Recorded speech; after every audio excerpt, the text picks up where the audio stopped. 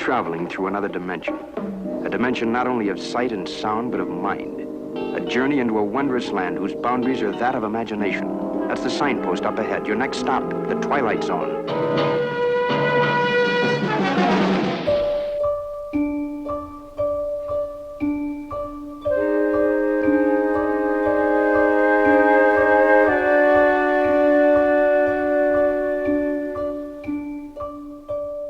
People who have been listening to the podcast for a while will recall that it wasn't that long ago that I had a guest on the podcast, a guest by the name of Brandy Jacola. Now, she's a great podcaster in her own right, and she hosts a podcast called The Inside Out Cast over at geekplanetonline.com, and she'd done a wonderful reading of the story Brothers Beyond the Void. I think it's a great way of getting other voices onto the podcast. I always had in my head another person who I'd love to get on as well, and that's a gentleman by the name of Jim Moon. Now, Jim hosts a podcast called Hypnobobs. I hesitate to call it a horror podcast because Jim can sometimes mix things up really well and choose different topics, but I guess it's fair to say it has a horror slant. But it's also a very relaxing podcast if you've got a busy life and you like to just unwind and listen to a nice voice on a good podcast, then I really recommend Hypnobobs. And the best way to find it is to go to hypnagoria.blogspot.com. Now, Jim often does readings of stories and so on, and like I say, they're often ghost stories. I don't recall if he's ever done a sort of science fiction one, but when I saw this story was in the public domain, and it's perfectly legal to go to Project Gutenberg and check out the story for yourself, I thought this would be a good one for Jim to read, and I really wanted to hear him do it. So submitted for your approval is Jim Moon reading Elegy by Charles Beaumont.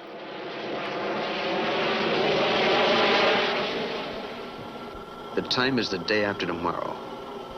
The place, a far corner of the universe. The cast of characters, 3 men lost amongst the stars.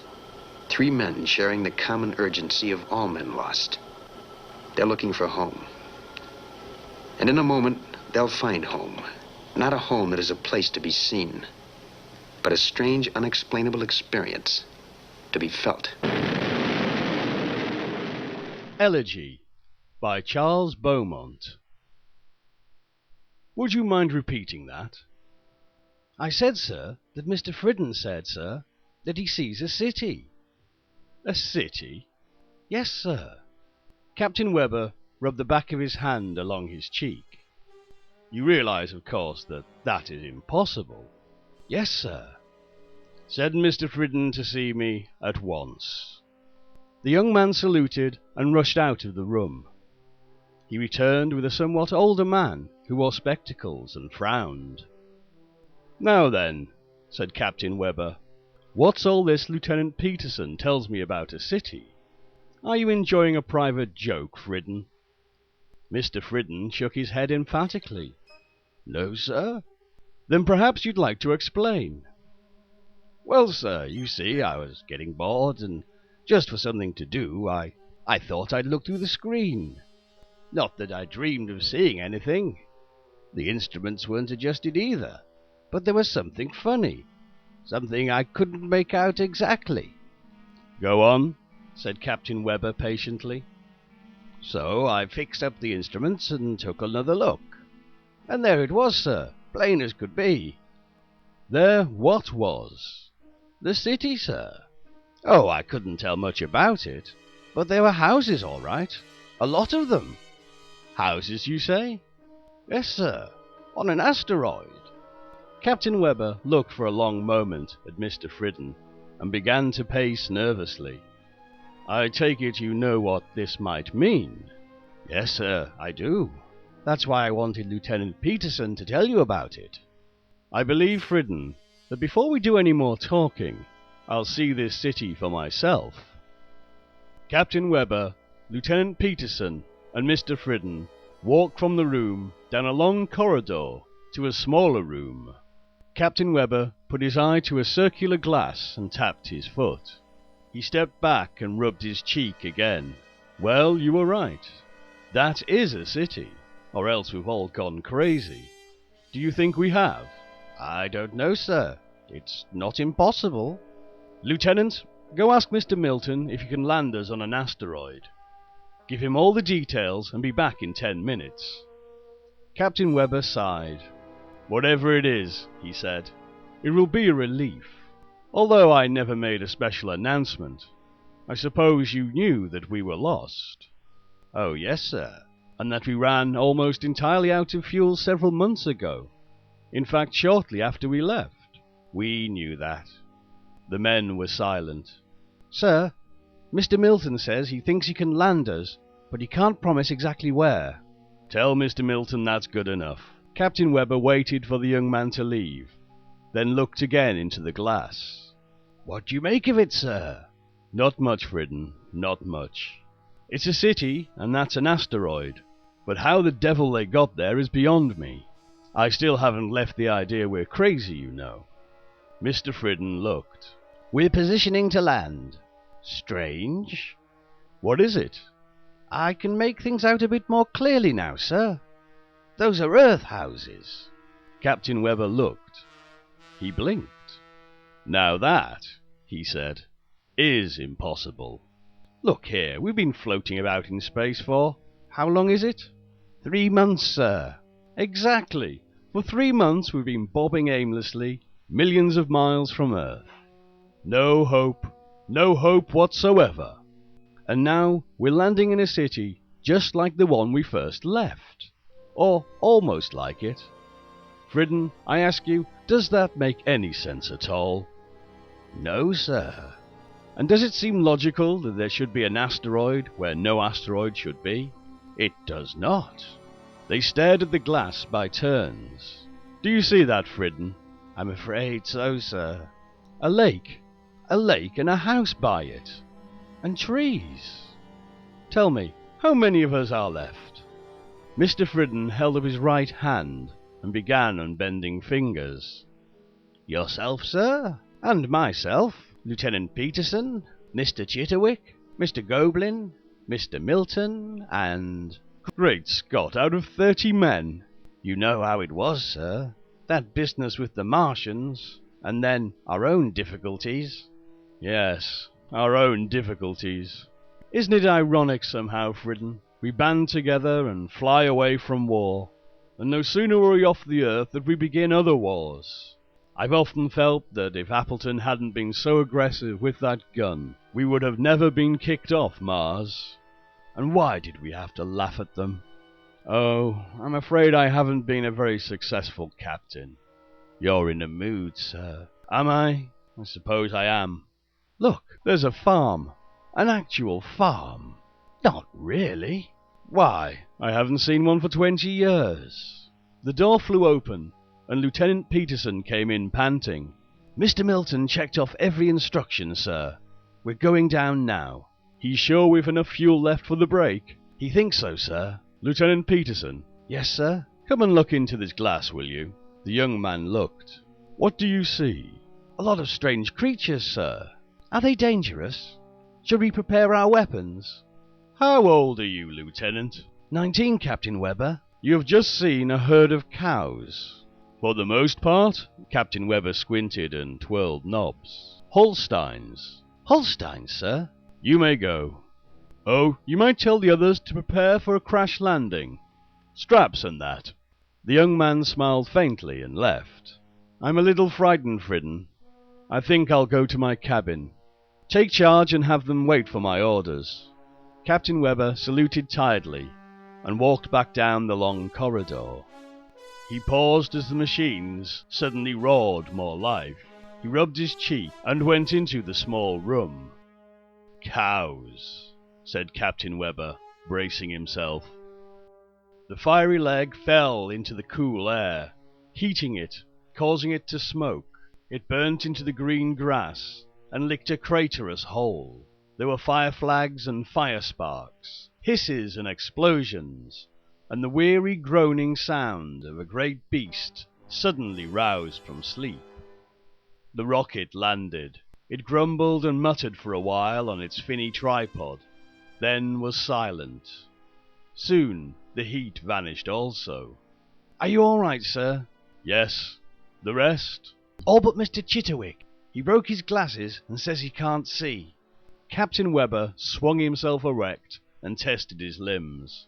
"Very well then, Lieutenant. Has the atmosphere been checked?" "The air is pure and fit to breathe, sir." "Instruct the others to drop the ladder." "Yes, sir." A door in the side of the rocket opened laboriously, and men began climbing out. "Look," said Mr. Milton, pointing. "There are trees and grass, and over there little bridges going over the water." He pointed to a row of small white houses with green gardens and stony paths. Beyond the trees was a brick lodge, extended over a rivulet which foamed and bubbled. Fishing poles protruded from the lodge window. And there, to the right, a steel building 30 stories high, with a pink cloud near the top, and separated by a hedge, a brown tent with a barbecue pit before it, smoke rising in a rigid ribbon from the chimney. Mr. Chitterwick blinked and squinted his eyes. "What do you see?" Distant and near, houses of stone and brick and wood, painted all colours, small, large, and further, golden fields of wheat, each blown by a different breeze in a different direction. "I don't believe it," said Captain Webber. "It's a park, millions of miles away from where a park could possibly be." "Strange, but familiar," said Lieutenant Peterson, picking up a rock. Captain Webber looked in all directions. "We were lost. Then we see a city where no city should be, on an asteroid not shown on any chart, and we managed to land. And now we're in the middle of a place that belongs in history records. We may be crazy. We may all be wandering round in space and dreaming." The little man with the thin hair, who had just stepped briskly from a tree clump, said, "Well, well," and the men jumped. The little man smiled. "Aren't you a trifle late or early or something?" Captain Webber turned round, and his mouth dropped open. "I hadn't been expecting you gentlemen to be perfectly honest," the little man clucked. Then, "Oh dear, see what you've done to Mr. Belafonte's park. I do hope you haven't hurt him." "No, I see that he's all right." Captain Webber followed the direction of the man's eyes, and perceived an old man with red hair seated at the base of a tree, apparently reading a book. "We're from Earth," said Captain Webber. "Yes, yes." "Let me explain. My name is Webber. These are my men." "Of course," said the little man. Mr. Chitterwick came closer, blinking. "Who is this that knows our language?" he asked. "Who?" "Greypool. Mr. Greypool. Didn't they tell you?" "Then you are also from Earth?" "Heavens, yes. But now, let's go where we can chat more comfortably." Mr. Greypool struck down a small path past scorched trees and underbrush. "You know, Captain, right after the last consignment, something happened to my calendar. Now I'm competent at my job, but I'm no technician. No, indeed. Besides, no doubt you or one of your men can set the doodah right, eh? Here we are." They walked onto a wooden porch and through a door with a wire screen. Lieutenant Peterson first, then Captain Webber, Mr. Fridden, and the rest of the crew. Mr. Greypool followed. "You must forgive me. It's been a while. Take chairs. There, there. Now, what news of home, shall I say?" The little man stared. Captain Webber shifted uncomfortably. He glanced round the room at the lace curtains, the needlepoint tapestries, and the lavender wallpaper. "Mr. Greypool, I'd like to ask some questions." "Certainly, certainly. But first, this being an occasion..." The little man stared at each man carefully, then shook his head. "Ah, do you all like wine? Good wine?" He ducked through a small door. Captain Webber exhaled and rose. "Now don't all start talking at once," he whispered. "Anyone have any ideas? No? Then quickly, scout around. Fridden, you stay here. You others, see what you can find. I'm not sure I like the look of this." The men left the room.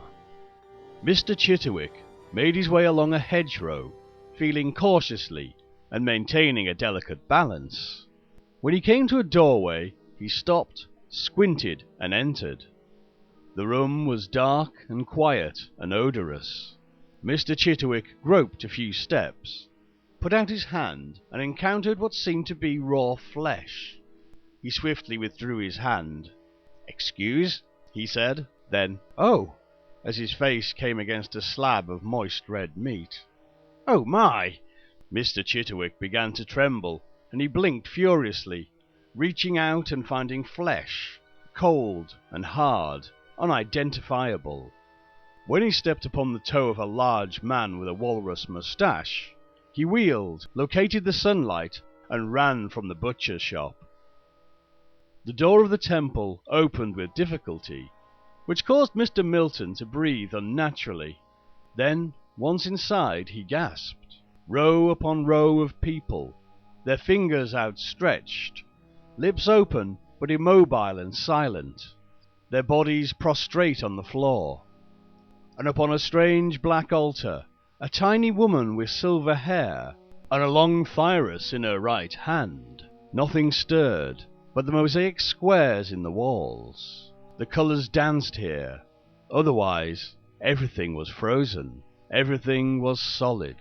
Even the air hung suspended, stationary. Mr. Milton left the temple. There was a table, and a woman on the table, and people all round the woman on the table. Mr. Goblin did not go a great distance from the doorway. He rubbed his eyes and stared. It was an operating room. There were all the instruments, some old, most old, and the masked men and women with shining scissors and glistening saws in their hands. And up above the students' aperture, filled seats, filled aisles. Mr. Goblin put his other hand about the doorknob. A large man stood over the recumbent figure, his lustreless eyes regarding the crimson puce incision, but he did not move. The nurses did not move, or the students. No one moved, especially the smiling middle-aged woman on the table. Mr. Goblin moved. "Hello," said Lieutenant Peterson, after he had searched through 8 long aisles of books. "Hello." He pointed his gun menacingly. There were many books with many titles, and they had a fine grey dust about them. Lieutenant Peterson paused to examine a bulky volume, when he happened to look above him. "Who are you?" he demanded. The mottled, angular man, perched atop the ladder, did not respond. He clutched a book and looked at the book, and not at Lieutenant Peterson. "Come down! I want to talk to you!" The man on the ladder did nothing unusual. He remained precisely as he had been. Lieutenant Peterson climbed up the ladder, scowling. He reached the man and jabbed with a finger.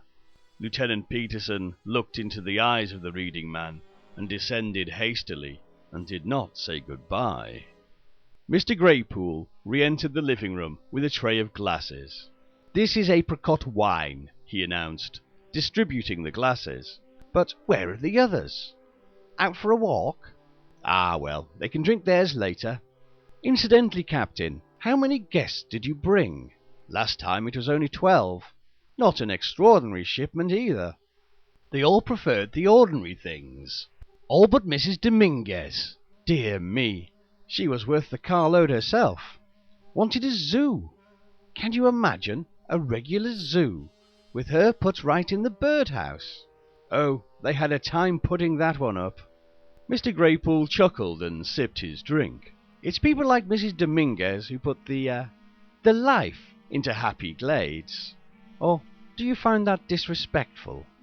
Captain Webber shook his head and tossed down his drink. Mr. Greypool leaned back in his chair and crossed a leg. "Ah," he continued, "you have no idea how good this is. Once in a while it does get lonely for me here. No man is an island, or how does it go? Why, I can't even remember when Mr. Waldemere first told me of this idea. 'A grave responsibility,' he said. A grave responsibility." Mr. Waldemere had a keen sense of humour, needless to say. Captain Webber looked out of the window. A small child on roller skates stood still on the sidewalk. Mr. Graypool laughed. Finished your wine? Good. Explanations are in order. Though first, perhaps you'd care to join me in a brief turn about the premises. Fine. Fridden, you stay here and wait for the men. Captain Webber winked a number of times and frowned briefly. Then he and Mr. Graypool walked out onto the porch and down the steps. Mr. Fridden drummed his fingers upon the arm of a chair, surveyed his empty glass, and hiccuped softly. I do wish you'd landed your ship elsewhere, Captain. Mr. Bellefonte was quite particular, and as you can see, his park is hopelessly disfigured. We were given no choice, I'm afraid. The fuel was running out. Indeed? Well then, that explains everything. A beautiful day, don't you find, sir? Fortunately, with the exception of Professor Carling, all guests prefer good weather.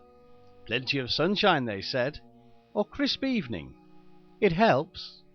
They walked towards a house of coloured rocks. Miss Daphne Trilling's, said Mr. Graypool, gesturing. They threw it up in a day, though it's solid enough. When they had passed an elderly woman on a bicycle, Captain Webber stopped walking. Mr. Graypool, we've got to have a talk. Mr. Graypool shrugged and pointed, and they went into an office building, which was crowded with motionless men, women, and children. Since I'm so mixed up myself, the captain said, maybe I'd better ask. Just who do you think we are? I thought you to be the men from the Glades, of course. I don't have the slightest idea what you're talking about. We're from the planet Earth. They were going to have another war. The last war, they said. And we escaped in that rocket and started off for Mars. But something went wrong. Fellow named Appleton pulled a gun. Just didn't like the Martians. We needn't go into it. They wouldn't have us, so Mars didn't work out. Something else went wrong then. Soon we were lost with only a little store of fuels and supplies. Then Mr. Fridden noticed this city, or whatever it is, and we had enough fuel to land, so we landed. Mr. Graypool nodded his head slowly, somehow sadder than before. I see. You say there was a war on Earth? They were going to set off X-bombs. When they do, everything will go to pieces. Or everything has already. What dreadful news! May I inquire, Captain, when you have learned where you are, what do you intend to do? Why, live here, of course. No. Try to understand. You could not conceivably fit in here with us. Captain Webber glanced at the motionless people. Why not? Then he shouted, What is this place? Where am I? Mr. Graypool smiled. Captain, you're in a cemetery. Good work, Peterson. Thanks, sir. When we all got back and Fridden didn't know where you'd gone, well, we got worried. Then we heard you shouting. Hold his arms there. You heard this, Fridden? Mr. Fridden was trembling slightly. He brushed past a man with a Van Dyke beard and sat down on a leather stool. Yes, sir, I did. That is, I think I did. What shall we do with him? I don't know yet. Take him away, Lieutenant. I want to think for a bit. We'll talk to Mr. Graypool later on. Lieutenant Peterson pulled the smiling little man out into the street and pointed a gun at him. Mr. Chitterwick blinked into the face of a small child. Man's insane, I guess, said Mr. Milton, pacing.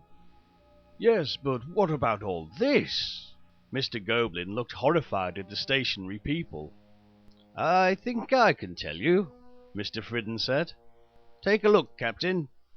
The men crowded round a pamphlet which Mr. Fridden had placed on the stool. Towards the top of the pamphlet, and in the centre of the first page, was a photograph, untinted and solemn.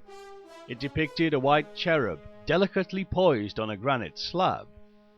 Beneath the photograph were the words, Happy Glades. Captain Webber turned the pages and mumbled, glancing over his shoulder every once in a while. "What is it, sir?" asked Mr. Chitterwick of a frozen man in a blue suit with copper buttons. "It's one of those old level cemeteries," cried Mr. Milton. "I remember seeing pictures like it, sir." Captain Webber read aloud from the pamphlet. "For 50 years," he began, "an outstanding cultural and spiritual asset to this community, Happy Glades is proud to announce yet another innovation in its program of post-benefits. You can now enjoy the afterlife in surroundings which suggest the here and now. Never before in history has scientific advancement allowed such a plan." Captain Webber turned the page. "For those who prefer that their late departed have really permanent, eternal happiness, for those who are dismayed by the fragility of all things mortal, we of Happy Glades are proud to offer 1. The permanent duplication of physical conditions identical to those enjoyed by the departed on earth. Park, playground, lodge, office building, hotel or house, etc., may be secured at varying prices. All workmanship and materials specially attuned to the conditions on asteroid K7 and guaranteed for permanence. 2.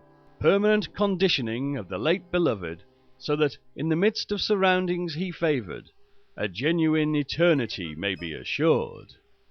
3. Full details on Happy Glades' newest property, asteroid K7, may be found on page 4. The captain tossed the pamphlet to the floor and lit a cigarette. "Did anyone happen to notice the date?" Mr. Milton said, "It doesn't make any sense. There haven't been cemeteries for ages. And even this were true, why should anyone want to go all the way through space to a little asteroid? They might as well have just built these things on Earth." "Who would want this when they're dead anyway?" "You mean these people are dead?" For a few moments there was complete and utter silence in the lobby of the building. "Are those things true that we read in your booklet?" asked Captain Webber, after Lieutenant Peterson had brought in the prisoner. "Every word," said the little man, bowing slightly, "is monumentally correct." "Then we want you to begin explaining." Mr. Graypool tushed and proceeded to straighten the coat of a middle-aged man with a cigar. Mr. Goblin shuddered. "No, no," laughed Mr. Graypool. "These are only imitations. Mr. Conklin upstairs was head of a large firm, absolutely in love with his work, you know, that kind of thing. So he had to duplicate not only the office, but the building, and even replicas of all the people in the building. Mr. Conkling himself is in an easy chair on the 12th story. And? Well, gentlemen, as you know, Happy Glades is the outstanding mortuary on Earth.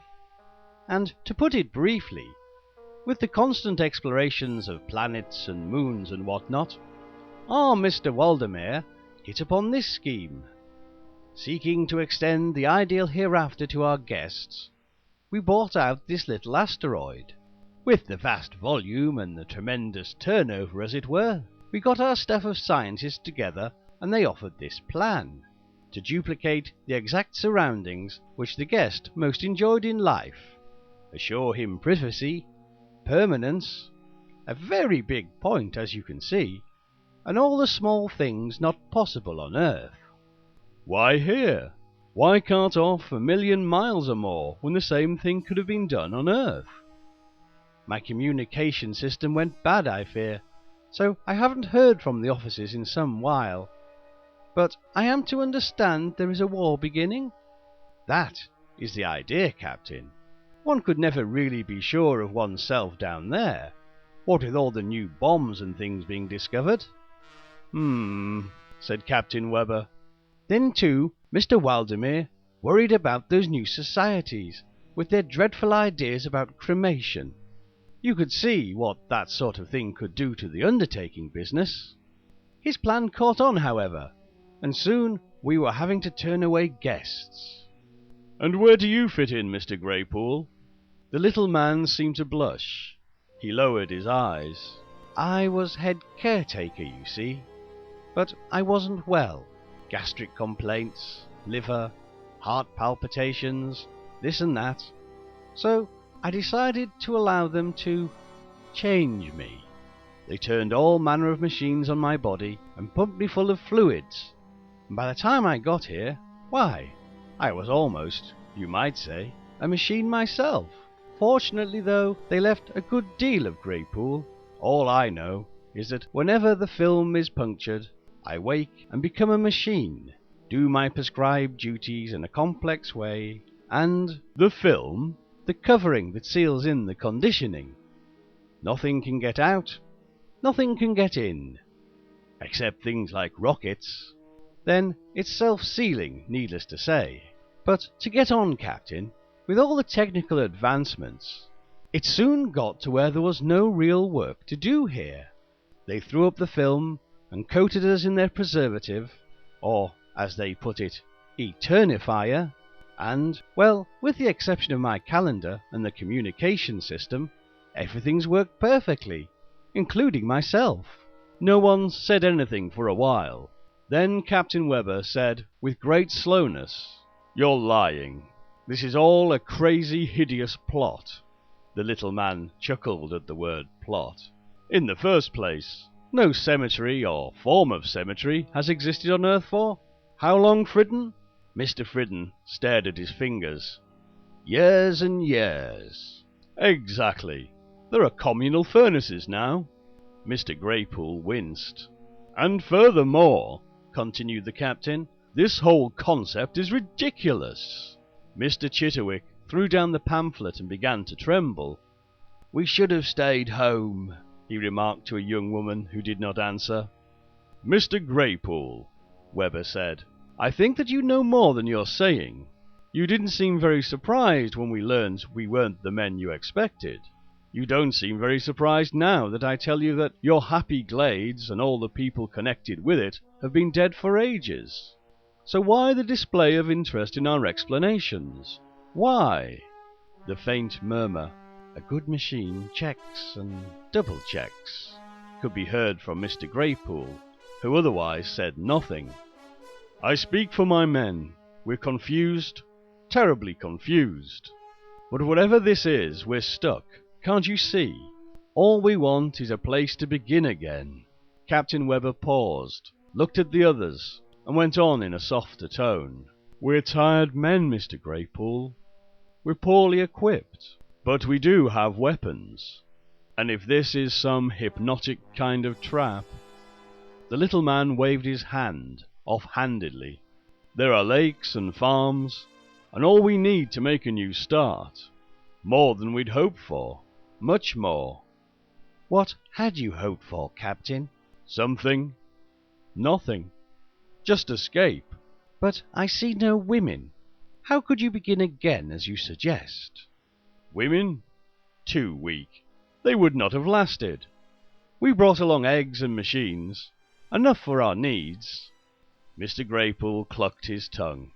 "Mr. Waldemere certainly did look ahead," he muttered. "He certainly did." "Will we be honest now? Will you help us?"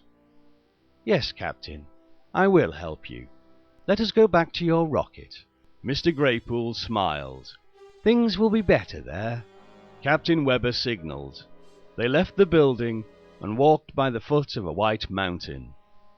They passed a garden with little spotted trees and flowers, a brown desert of shifting sands, and a striped tent. They walked by strawberry fields and airplane hangars and coal mines, tiny yellow cottages, cramped apartments, fluted houses and Tudor houses, and houses without description, past rock pools and a great zoo full of animals that stared out of vacant eyes. And everywhere the seasons changed gently: crisp autumn, cottony summer, windy spring, and winters cool and white.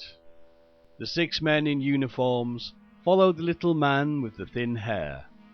They did not speak as they walked, but looked around, stared, craned, wondered. And the old, young, middle-aged, white, brown, yellow people, who did not move, wondered back at the men with their eyes. You see, Captain, the success of Mr. Waldemeyer's plan." Captain Weber rubbed his cheek. "I don't understand," he said. "But you do see, all of you, the perfection here, the quality of eternal happiness which the circular speaks of." "Yes, we see that." "Here we have happiness and brotherhood. Here there have never been wars or hatred or prejudices. And now, you who are many, and left Earth to escape war and hatred, who were many by your own word, and are now only 6, you want to begin life here?" Cross breezes ruffled the men's hair. "To begin, from the moment of your departure, you had wars of your own, killed and hurled mocking prejudice against a race of people not like you, a race who rejected and cast you out into space again, from your own account. No, gentlemen, I'm truly sorry. It may be I have misjudged those of you who are left, or rather, that Happy Glades misjudged you. You may mean well, after all, and, of course, the location of this asteroid was so planned by the board as to be uncharted forever. But, oh, I am sorry." Mr. Greypool sighed. "What does he mean by that?" asked Mr. Friden and Lieutenant Peterson. Captain Weber was staring at a herd of cows in the distance. "What do you mean, you're sorry?" demanded Mr. Friden. "Well, Captain Weber!" cried Mr. Chitterwick, blinking. "Yes, yes?" "I feel queer." Mr. Goblin clutched at his stomach. "So do I." "And me." Captain Weber looked back at the fields, then at Mr. Greypool. His mouth twitched in sudden pain. "We feel awful, Captain." "I'm sorry, gentlemen. Follow me to your ship quickly." Mr. Greypool motioned curiously with his hands and began to step briskly. They circled a small pool where a motionless boy strained toe-high on an extended board, and the day once again turned to night as they hurried past a shadowed cathedral. When they were in sight of the scorched trees, Mr. Milton doubled up and screamed, "Captain!" Mr. Goblin struck his forehead. I told you we shouldn't have drunk that wine. Didn't I tell you?" "It was the wine. We all drank it. He did it. He poisoned us." "Follow me," cried Mr. Greypool, making a hurried gesture and breaking into a run. "Faster!" They stumbled hypnotically through the park, over mandarin bridges to the rock. "Tell them, Captain. Tell them to climb the ladder." "Go on up, men." "But we're poisoned, sir." "Hurry! There's an antidote in the ship." The crew climbed into the ship. "Captain?" invited Mr. Greypool. Captain Weber ascended jerkily. When he reached the open lock, he turned. His eyes swept over the hills and fields and mountains, over the rivers and houses and still people. He coughed and pulled himself into the rocket. Mr. Greypool followed. "You don't dislike this ship, do you? That is, the surroundings are not offensive." "No, we don't dislike the ship." "I'm glad of that. If only I'd been allowed more latitude. But everything functions so well here. No real choice in the matter, actually. No more than the ceiling film. And they would leave me with these human emotions. I see, of course, why the communication system doesn't work. Why my calendar is out of commission. Kind of Mr. Waldemeyer to arrange for them to stop when his worst fears finally materialized. Are all the men seated? No, they mustn't writhe about on the floor like that. Get them to their stations. No, to the stations they would most prefer. And hurry." Captain Weber ordered Mr. Chitterwick to the galley, Mr. Goblin to the engineering chair, and Mr. Friden to the navigator's room. "Sir, what's going to happen? Where's the antidote?" Mr. Milton to the pilot's chair. "The pain will only last another moment or so. It's unfortunately part of the Eternifier," said Mr. Greypool. "There, all in order? Good. good. Now, Captain, I see understanding in your face. That pleases me more than I can say. My position is so difficult.